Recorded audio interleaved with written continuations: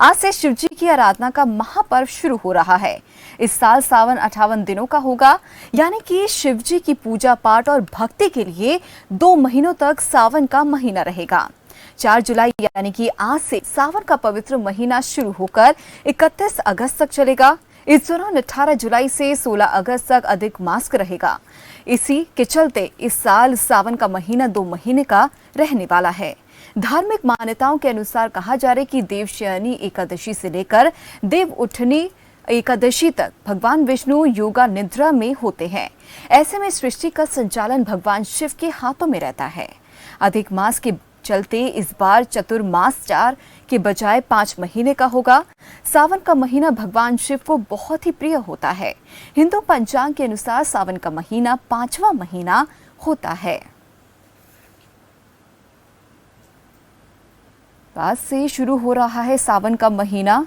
लगभग 2 महीने तक ये महीना चलने वाला है और 31 अगस्त तक सावन का महीना जारी रहेगा।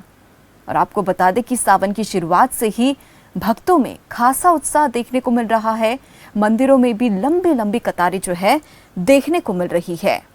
तो आपको बता दें कि तरह तरह से पूजा अर्चना भगवान शिव की जा रही है भक्तों की तरफ से, और हर संभव भक्तों की तरफ से ये कोशिश की जा रही है पूजा करके कि भगवान शिव को प्रसन्न किया जा सके, ताकि आने वाले समय में इन सभी भक्तों को भगवान शिव का भरपूर आशीर्वाद मिल सके।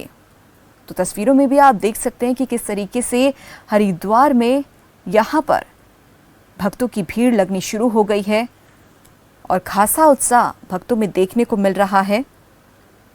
इस बार सावन का महीना 58 दिनों तक चलेगा, जिसके कारण से सावन के महीने में कुल 8 सोमवार व्रत रखे जाएंगे।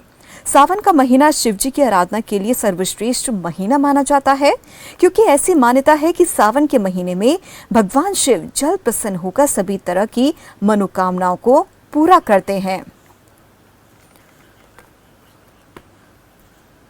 और हमारे साथ जुड़ गए हैं उज्जवल पंडित, जो कि उनसे जानेंगे कि किस तरीके से भगवान शिव की पूजा अर्चना करनी चाहिए और क्या उन्हें चढ़ाना चाहिए, ताकि आने वाले दिनों में भगवान शिव हमें हमारे पास जो है अपनी कृपा हमेशा बनाए रखे। उज्जवल पंडित जी, बहुत बहुत स्वागत है खबर फास्ट पर आपका।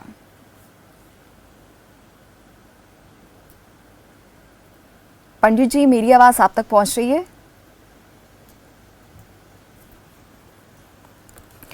तो हम लगातार कोशिश करें पंडित जी से जुड़ने की और उनसे जानेंगे कि किस तरीके से पूजा अर्चना करनी चाहिए और क्या सही तरीका है भगवान शिव को प्रसन्न करने का, और किन बातों का ध्यान रखना बहुत ज़्यादा ज़रूरी है।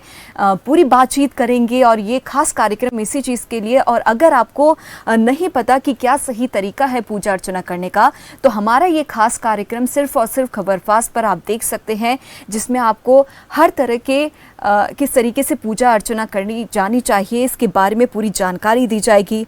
आपको बता दें कि धार्मिक मान्यताओं के अनुसार सावन के महीने ही मां पार्वती ने भगवान शिव जी को पति के रूप में पाने के लिए कठोर तप किया था। मां पार्वती की कठोर तपस्या से प्रसन्न होकर भगवान शिव ने उन्हें पत्नी के रूप में स्वीकार किया था।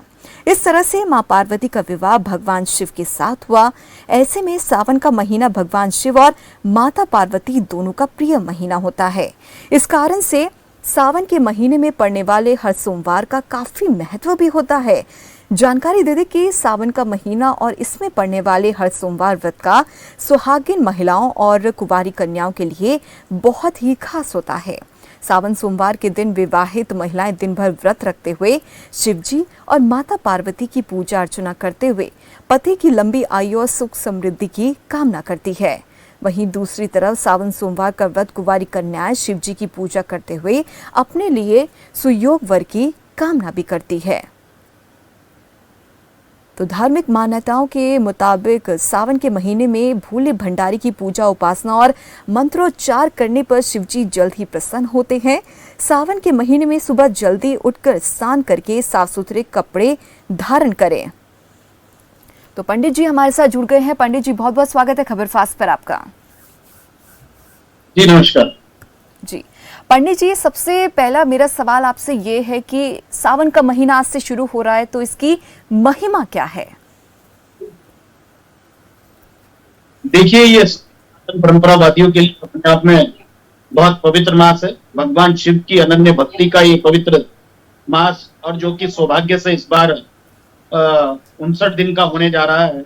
जी। पहले 15 दिन जो है श्रावण के शुभ पक्ष के होंगे, उसके बाद मल मास हो जाएगा, उसके बाद फिर 15 दिन शुभ मास के होंगे। पूरा 59 दिन का श्रावण होने वाला है। और जैसा कि भगवान शिव जो कि पत्रम पुष्पम तोयम, किसी से भी प्रसन्न हो जाते हैं, बहुत जल्दी प्रसन्न होने वाले ऐसे हमारे आराध्य भगवान शिव, उनको प्रसन्न करने का ये सबसे पवित्र दिन है। और उसके साथ साथ क्योंकि हरिद्वार से हम लोग आते हैं, हरिद्वार दक्ष प्रजापति की जो नगरी है, उस दक्ष पर ऐसा कहते हैं कि यहाँ भगवान शिव पूरे श्रावण मास में विराजते हैं। उसके साथ साथ सनातन परंपरा की सबसे बड़ी पद यात्रा जी। कावड़ यात्रा भी आज से प्रारंभ हो जाती है। बिल्कुल। वो अपने आप में बहुत ही अद्भुत यात्रा है। लोग यहाँ से गंगा जल भरकर अपने शिवालयों की ओर जाते हैं, और वो यात्रा के अंदर जितना अपनी सामर्थ्य से भी ज्यादा उनकी अनन्य भक्ति और गंगा जल को ले जाने की जो सामर्थ्य है, वो अपने आप में दिव्य होती है। लोग लेट कर जाते हैं, लोग गंगा जल लगभग 250 किलो, 250 251 किलो गंगा जल लेकर जाते हैं। जी। यहाँ भक्ति गंगा के प्रति उनकी अगाध श्रद्धा है। और ऐसा कहते हैं कि भगवान शिव के मात्र जल चढ़ा देने से मात्र से आपको पुण्य तो मिलता ही है, आपकी विभिन्न प्रकार की जो मनोकामनाएं हैं वो भी पूर्ण होती है। इसलिए सभी लोग इस विशेष तौर पर श्रावण मास का इंतजार करते हैं। बहुत ही अपने आप में दिव्य मास होता है। इसलिए आपकी कावड़ यात्रा शुरू हो ही चुकी है हमारे यहाँ। जी। प्रशासन तैयार है। आज प्रशासन पूजन करके विधिवत रूप से इस कावड़ मेले का शुभारंभ भी कर देगा। जी। पंडित जी, आपसे जानना चाहेंगे कि भगवान शिव की पूजा करने का सही तरीका क्या है, क्योंकि अक्सर आज के समय में लोगों को इस बात की जानकारी बहुत कम है कि सही तरीका क्या है, क्या प्रॉपर विधि विधान है ताकि भगवान शिव को प्रसन्न किया जा सके। देखिए, जैसा कि मैंने कहा कि भगवान शिव तो वो भोलेनाथ है जी। आपकी छोटी सी भी भक्ति से प्रसन्न हो जाते हैं। उनको कोई बहुत बड़ा आडंबर नहीं चाहिए, बहुत बड़ा श्रृंगार नहीं चाहिए, बहुत कुछ ऐसा नहीं चाहिए कि आप अपनी सामर्थ्य से ज्यादा कर्ज लेकर आप उसकी भक्ति में लग जाएं। वो तो कहते हैं कि मुझे पत्र चढ़ा दीजिए, बेल पत्र, जी। उस पर प्रसन्न हो जाते हैं। जो जो अस्वीकार्य वस्तुएं हैं, जिसका लोग, चाहे वो प्राकृतिक है चाहे कैसी भी है, जिसको लोग स्वीकार नहीं करते, वो भगवान शिव स्वीकार करते हैं। चाहे उसमें धतूरा हो, चाहे भांग हो, जो भांग की पत्रियां होती हैं, वो लोग चढ़ाते हैं। भगवान शिव ने तो विष ग्रहण करा। जब इतना समुद्र मंथन हुआ, तमाम देवताओं ने और राक्षसों ने जो निकला वो आपस में बांटते चले गए, लेकिन जब विष निकला तो सब लोग कांप गए। उस लाल को लेने के लिए कोई तैयार नहीं था, तो वो शिव ने स्वीकार करा। तो शिव तो कल्याणकारी, वो तो कल्याण करने के लिए जो आप नहीं स्वीकारते वो शिव स्वीकारते हैं। तो शिव कहते हैं कि केवल मेरे ऊपर तो 2 बूंद 3 बूंद जल चढ़ा दीजिए। उन्हें तो गंगा प्रिय है, गंगा उनके सिर पर शिरोधार्य है। उस गंगा को वो इतना स्नेह करते हैं कि गंगा की 1-2 बूंद से ही वो प्रसन्न हो जाते हैं। और उसके बाद भी किसी व्यक्ति पे श्रद्धा इतना भी नहीं है, तो व्यक्ति अगर शिवालय में जाकर भगवान शिव के ध्यान करते हुए नमः शिवाय का जाप कर ले, तो इतने मात्र से भगवान शिव प्रसन्न हो जाते हैं। तो इससे साधारण आप तो कोई देवता, कोई प्रभु है ही नहीं जो बहुत थोड़ी भक्ति से प्रसन्न हो जाते हैं। आपने देखा होगा बिल्कुल कि सबसे ज्यादा भगवान के भक्त देवता और मानव तो है ही, राक्षस भी जो सबसे ज्यादा थे वो भगवान शिव के भक्त थे जी। वो शिव की भक्ति करते थे। और भगवान शिव ने भस्मासुर जैसे राक्षस को भी, जिसने क्या क्या चीजें मांगी, उस तक को आशीर्वाद देने में देर नहीं लगाई। बिल्कुल। तो माता पार्वती ने कहा ये क्या करा आपने, ये तो कह रहा है मैं ऐसे नहीं मरूंगा, ऐसे नहीं मरूंगा, तो ये तो अमर हो गया, अभी तो मर नहीं पाएगा। और उस भस्मासुर ने भी तुरंत आशीर्वाद लेके सबसे पहले डिमांड करी, माता पार्वती की के प्रति मोहित हो गए। जो उन्होंने कहा ठीक है, इसका इलाज उन्होंने जरूर किया। तो भगवान शिव तो ऐसे भोले हैं, वो उन भोलेनाथ की जो भक्ति है वो जितनी साधारण, वो तो कहते हैं सेवा से प्रसन्न होता हूं। आप ये नहीं कर सकते, आप मंदिर में साफ सफाई कर दीजिए, गंगा के घाटों की जाकर सफाई कर दीजिए। वो उस स्वच्छता से प्रसन्न होते हैं, वो उस गंगा जल से प्रसन्न होते हैं, वो पत्र से प्रसन्न होते हैं, वो धतूरे से प्रसन्न होते हैं। तो ऐसे भगवान की भक्ति करने का मुझे लगता है कि इससे बढ़िया पर्व नहीं हो सकता। आप बिल्कुल यहाँ देखिएगा जो कावड़ लेने लोग आते हैं जी। वो इतने दूरस्थ इलाकों से, और वो जरूरी नहीं कि कोई धनाढ्य लोग ही आते हैं, बहुत गरीब से गरीब लोग भी, और वो आते हैं। आकर यहाँ सिर्फ गंगा जल लेने में तो कोई पैसा खर्च नहीं हो रहा, और पद यात्रा करते हैं, लेट कर जाते हैं।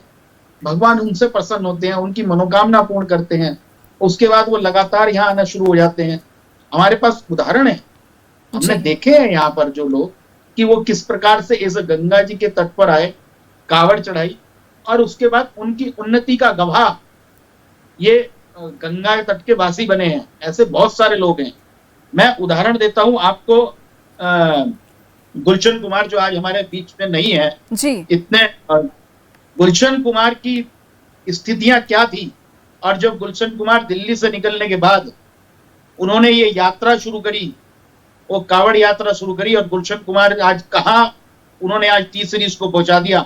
उससे बड़ा उदाहरण मुझे लगता फिलहाल मेरे संज्ञान में नहीं आ रहा है। तो बिल्कुल गंगा तो और भगवान परशुराम द्वारा शुरू की गई ये यात्रा, अब देखिए ना यात्रा कैसे शुरू हुई कि जब परशुराम जी ने ब्रह्मांड विजय के बाद, पूरा विश्व विजय करने के बाद वो यज्ञ करने के लिए, अभिषेक करने के लिए निकलने लगे। उन्होंने एक गंगा से पाषाण लिया। उस पाषाण को लेने के बाद जब वो जाने लगे तो पाषाण रुदन, जो गंगा के पत्थर थे, वो रुदन करने लगे कि हमारे भाई को बिछड़ रहे हैं।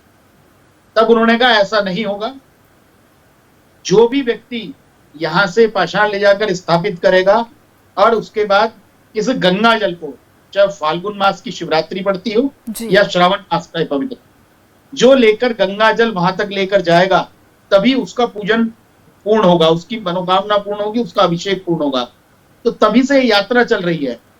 तो हम तो आप देखिए, ये पत्थर तक में विश्वास करने वाले लोग, बिल्कुल के प्रति अगाध श्रद्धा, और गंगा जल जिसको कि लोग सामान्य नदी मानते हैं, इसकी पवित्रता और दिव्यता और यहाँ का दैवत्य, इसके दैवत्य को हम समझ सकते हैं कि किसी को कोई चिट्ठी पत्री नहीं गई है, किसी को कोई बुलावा नहीं गया है, और लोग उठते हैं और चल पड़ते हैं। और इस बार तो ऐसा माना जा रहा है कि कुंभ से भी ज्यादा भीड़ हो सकती है, 5 करोड़ से ज्यादा श्रद्धालु आने की उम्मीद है। और अभी ये 2 जो छुट्टियां रही हैं, जो वीकेंड्स रहे हैं, उनमें जी हमने देखा है कि गंगा के प्रति लोगों की आस्था है, श्रद्धा है। तो शिव जी को मनाने के लिए तो हर कोई चारों तरफ जयकारे लग रहे हैं, बम बम भोले का गुणगान शुरू हो रहा है, भगवा हर तरफ प्रचंड से फैला रहा है। मैं सुबह अभी जब आ रहा था तो देख रहा था चारों तरफ भोले भोले भोले भोले, केवल भोले का जयकार हो रहा है, और चारों तरफ भगवा ही भगवा हर तरफ फहरा रहा है कि आज तो पहला दिन है, पहले दिन से ही इतनी शुरुआत है। तो ये समझ लीजिए कि जब इसका यौवन काल होगा तो तब से क्या स्थितियां होंगी।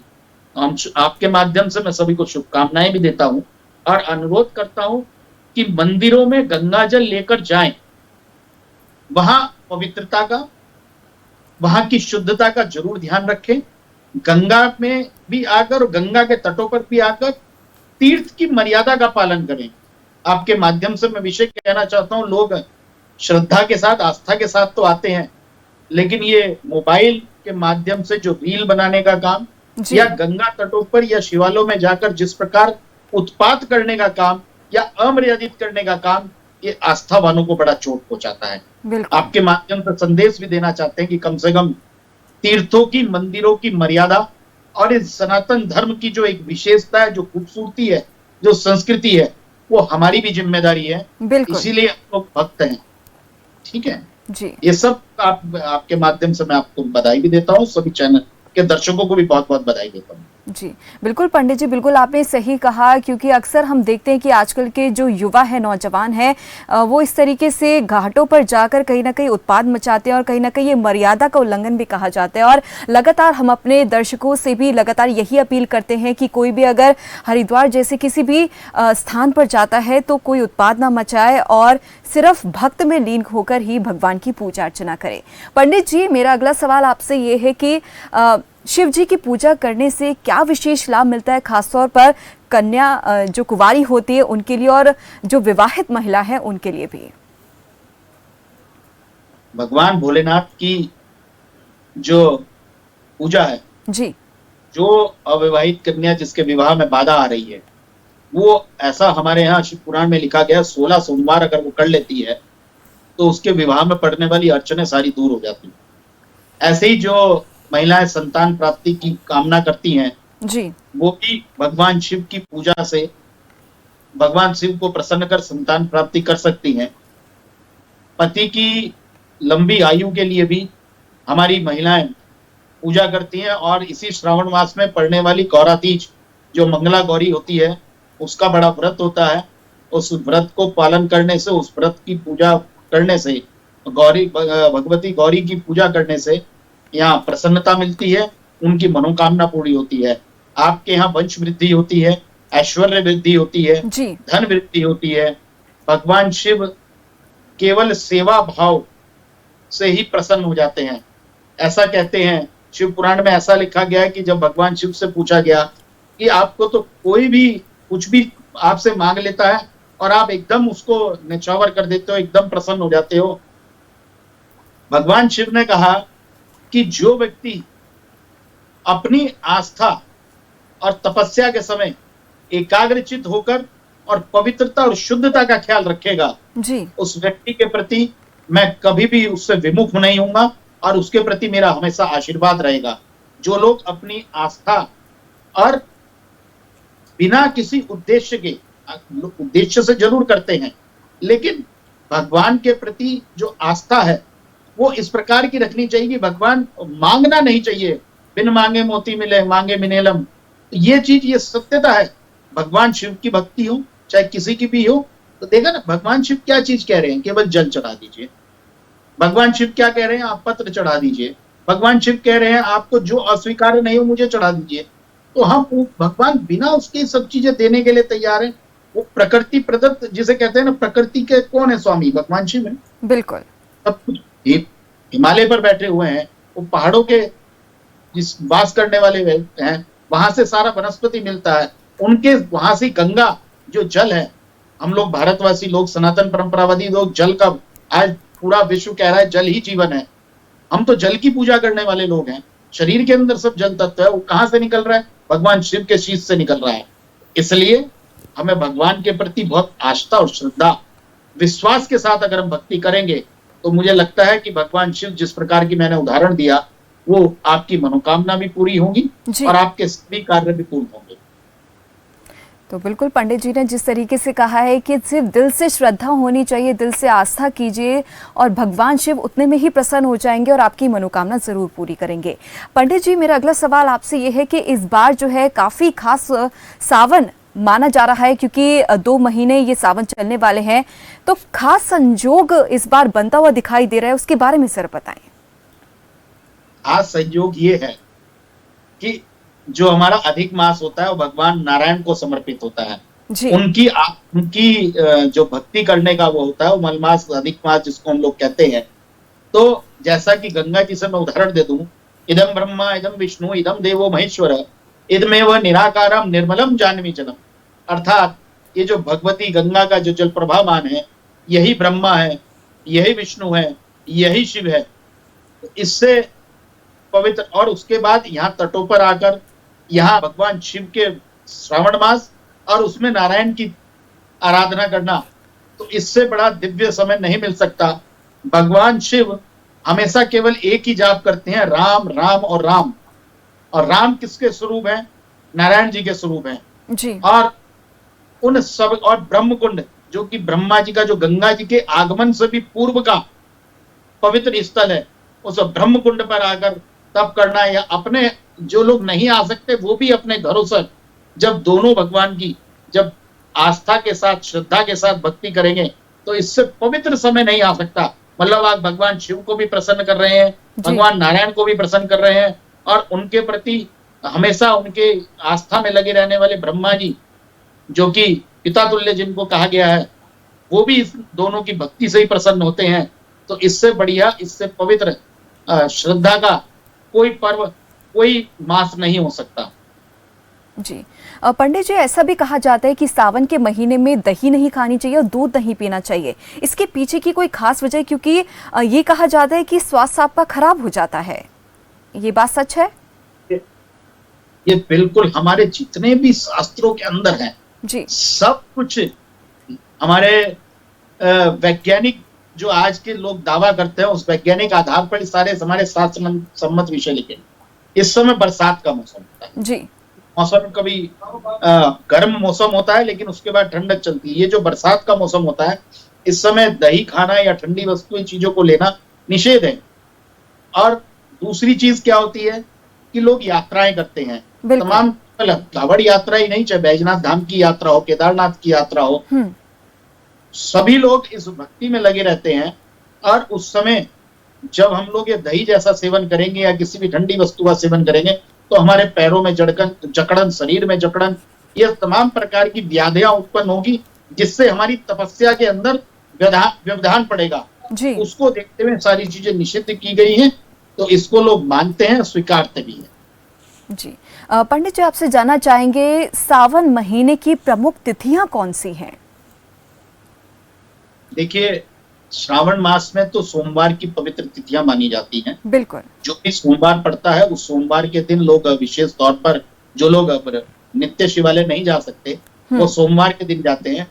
और श्रावण मास की जो शिव जयंती, जो चतुर्दशी पड़ेगी, ये अभी, जिसपे की सभी कांवड़ यात्रियों से लेकर तमाम लोग, जिसको शिवरात्रि भी कहती है, वो शिव जयंती प्रति मास पड़ने वाली जो सावन की शिव जयंती होती है, वो चतुर्दशी के दिन जब जल चढ़ेगा, तो वो पवित्र तिथि है। उस दिन सभी लोग अपने शिवालयों में पूजा अर्चना करेंगे, वहां जल चढ़ाएंगे। और जो लोग हरिद्वार या अन्य स्थलों से गंगा जल लेकर जाते हैं, वो भी इसी दिन जल चढ़ाने का काम करेंगे। जी। सावन महीने में किन किन जरूरी बातों का ध्यान रखना बहुत ज्यादा जरूरी है? क्या क्या सावधानी बरतनी चाहिए? देखिए, मैंने सबसे पहले बात कही कि हमारी पवित्रता, बिल्कुल, शुद्धता। सबसे पहले हमें सुबह उठकर भगवान सूर्य को अर्घ देने के बाद ही शिवालयों में जाना चाहिए, क्योंकि सूर्य भगवान प्रत्यक्ष देव है। उन प्रत्यक्ष देव को पूजा करने के बाद ही हमें अन्य अपने कार्यों में लगना चाहिए। ये कर्म केवल सावन ही नहीं, नित्य करना चाहिए। ऐसा कहते हैं कि सूर्य भगवान को अर्घ देने मात्र से ही सभी देवी देवता सर्वाधिक प्रसन्न होते हैं। प्रत्यक्ष रूप में हम जितने भी आज के समय में देवी देवता, जितने भी, चाहे शिव जी हो, चाहे नारायण हो भगवान, चाहे ब्रह्मा जी हो, हनुमान जी हो, कोई भी हो, उनकी जैसे जैसे हमारे शास्त्रों में उनका परिकल्पना दी गई है, उसी आधार पर हमने वो मूर्ति बनाई हुई है। हम उन मूर्तियों का पूजन करते हैं। जैसा शिवलिंग का आकार बताया गया, वैसे शिवलिंग, जैसे नर्मदेश्वर निकलते हैं, वैसे हम लोग पूजा करते हैं। लेकिन दिखने वाले प्रत्यक्ष देव दो ही हैं, भगवान नारायण अर्थात सूर्य नारायण, और दूसरे भगवती गंगा जी। तो इन दोनों की पूजा करने के बाद ही आपको शिवालय में जाने का अधिकार है। हम शिवालय में जाएं, अपनी पवित्रता रखें, अपनी शुद्धता रखें। और ऐसा कहा जाता है कि जो लोग सुबह के समय, मतलब प्रातः काल इसलिए कहा जाता है कि वो सीधी एनर्जी आपके शरीर में प्रवेश करती है। वो सारी पॉजिटिव एनर्जी, सकारात्मक ऊर्जा जिसको कहते हैं आप, वो केवल और केवल एक सुबह के समय होती है। लोग अपनी सुलभता के आधार पर जरूर जाते हैं, लेकिन सुबह जाने का लिए सारी प्रक्रिया लिखी गई है कि जो सूर्य नारायण से मिलने वाली जो सुबह सुबह की जो किरणें हैं, वो आपके शरीर को, आपके शरीर में उत्पन्न होने वाली सभी व्याधियां वो दूर हो जाती है।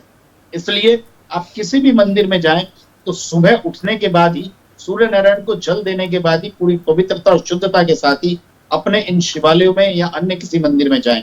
दूसरा, शुद्धता का हम इसलिए ध्यान रखते हैं कि मंदिर में यूं तो पूजा का अधिकार सिर्फ ब्राह्मण को है, जो वहां करने वाला पुजारी है। लेकिन चूंकि जो सार्वजनिक मंदिर होते हैं, उन सार्वजनिक मंदिरों में भी जब गृहस्थ लोग भी जाते हैं, तो गृहस्थ के अंदर 100 प्रकार के पाप होते हैं। उन पापों का हम लोग जाने अनजाने भूल करते हुए उनमें लिप्त हो जाते हैं, और जिसके कारण आपको पुण्य कमाने की अपेक्षा और ज्यादा पाप चढ़ जाता है। इसलिए इन बातों का विशेष ध्यान रखें। अगर किसी के यहाँ घर के अंदर मासिक धर्म जैसी स्थिति अगर किसी महिला के साथ है, कृपया वो जाने से बचें। या किसी के यहाँ जैसा कि 10 दिन के अंदर हम लोग सूतक मानते हैं, बच्चा वगैरह हुआ है, वो जाने से बचें। या किसी आपके करीब लगभग पहले 7 पीढ़ी मानते थे, अब लोकाचार के कारण 3 या 4 पीढ़ी मानते हैं। अगर कहीं 3 या 4 पीढ़ी के आसपास आपके यहाँ कोई मृत्यु हुई है तो शिवालय में जाने से बचें। या आप लोग उस शुद्धता को नहीं अपना रहे हैं तो कम से कम मंदिरों में जाने में इन पवित्रता और शुद्धता का ध्यान रखें। केवल और केवल दिखावे के चक्कर में आप लोग जाएंगे तो पुण्य की जगह आपको पाप अर्जित होगा। इसलिए इन बात का सनातन परंपरावादी लोग विशेष रूप से ध्यान रखना चाहिए। जी, बिल्कुल अच्छी बात आपने पंडित जी कही कि हमें हमेशा पवित्रता का ध्यान रखना चाहिए भगवान शिव की आराधना करने के लिए। चलिए, बहुत बहुत धन्यवाद पंडित जी, आप हमारे साथ जुड़े और कीमती वक्त आपने हमें दिया है और बहुत अच्छी अच्छी बातें जो है आपने हमारे दर्शकों को बताई है आज। तो ये थे हमारे साथ उज्जवल पंडित जी, जिन्होंने बताया कि किस तरीके से भगवान शिव की आराधना करनी चाहिए, किस तरीके से पूजा अर्चना करनी चाहिए, क्या सही तरीका है पूजा अर्चना करने का। चलिए, फिलहाल के लिए मेरे साथ इस कार्यक्रम में बस इतना ही। देखते रहिए खबर फास्ट, दीजिए मुझे इजाजत, नमस्कार।